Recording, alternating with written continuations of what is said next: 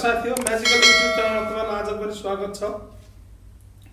आज म तपाईलाई एकदम रोमान्टिक तासको जादु लिएर आएको छु। मसँग हेर्नुस् एक बुक तास छ।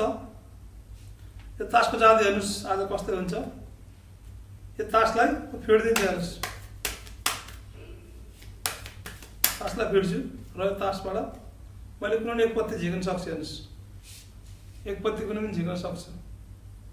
एउटा पत्ती झिके अरू तासलाई मैले यहाँ राखेँ हेर्नुस्। यो तासलाई मसँग एउटा कैँची छ, यसलाई म काट्छु हेर्नुस्।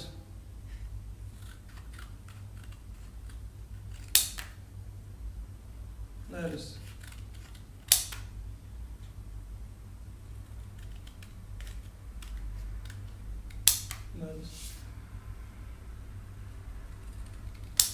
मसँग एउटा टुक्रा मात्र रह्यो तासको। यो अब यसलाई मैले हेर्नुस् यहाँ के गर्छु, जादु लगाउँछु मैले यसलाई जादु गर्छु र मैले यसबाट टुक्राबाट पैसा बनाइदिए हेर्नुस्।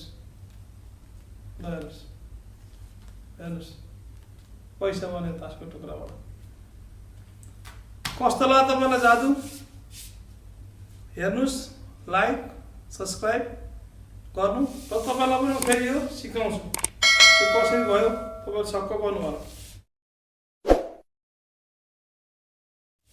के गर्नु, पहिला एक बुक तास ल्याउनु र यो तासलाई के गर्नु, एउटा पत्तीलाई